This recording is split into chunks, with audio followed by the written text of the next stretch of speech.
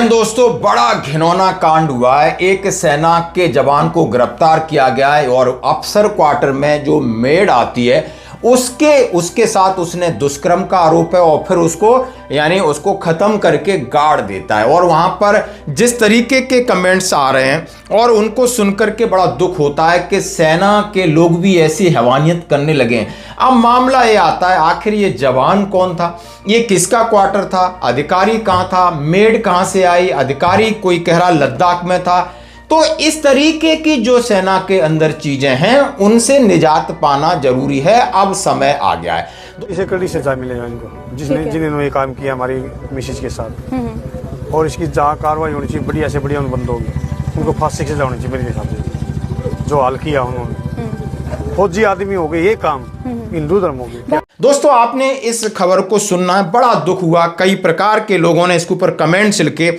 मैं ये इस खबर को इसलिए आप तक पहुंचाना चाहते हैं कि भाई, मैं कहता हूं कि औरत एक बला है, इनसे दूर रहना है। कहीं भी किसी भी सफर में कहीं भी किसी भी प्रकार का सोशल मीडिया पर संपर्क नहीं करना है, नहीं तो इस तरीके आप समझ सकते हो नतीजा क्या निकलता है।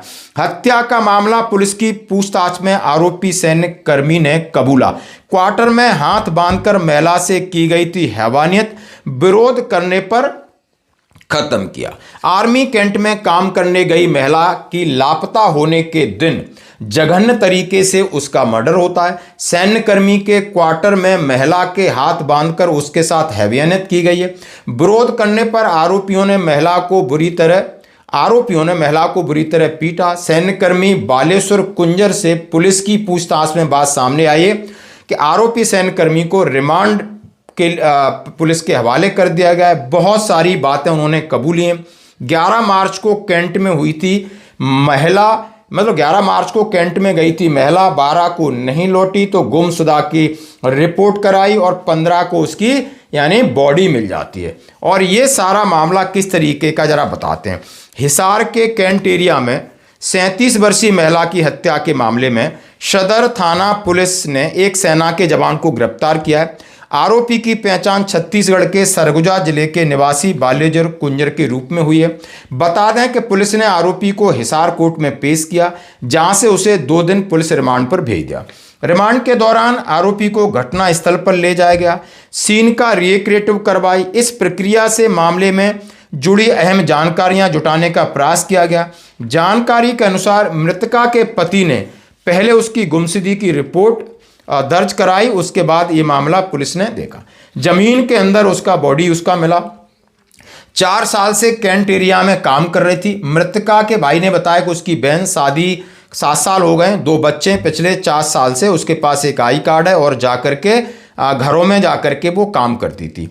और रेप के बाद हत्या की आशंका बताई जा रही है। 12 को गुमशुदगी, कई लोगों से और पूछताछ की जा रही है।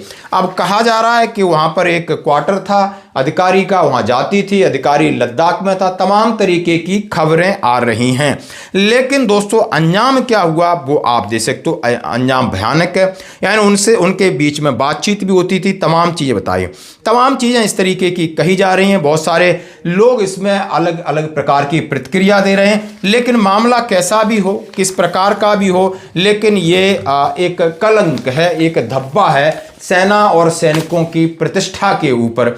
और ये कहीं ना कहीं इस तरह के इंसिडेंट प्लानिंग में नहीं होते हैं, हो जाते हैं। और हो जाने का कारण आजकल बड़ा है। आप ब्लैकमेल का शिकार हो सकते हो, आप हनी ट्रैप का शिकार हो सकते हो, आप कहीं भी फंस सकते हो, क्योंकि आपका सोचने का काम करने का तरीका अलग है, बाहर के लोगों का सोचने का काम करने का तरीका अलग है।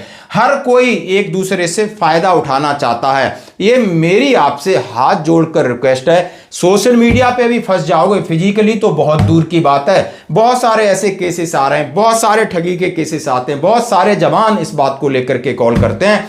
हमेशा मेरी एक एडवाइज है, आपसे एक रिक्वेस्ट है बड़े भाई की तरीके से, कि सेना एक बहुत अच्छा एक इंस्टीट्यूशन है, इसको बचाए रखने के लिए सबसे पहले मैं हमेशा कहता हूं फ्रॉड मत करिए। और ये जो जिस तरीके का जितनी सुंदरियां घूम रही, जिनको आप समझ सकते हो, जिनके आप चाह रहे हो कि नहीं मैं इनसे किसी न किसी माध्यम से जुड़ जाऊं, ये आपको कहीं ना कहीं बहुत बड़ा नुकसान पहुंचाएगा।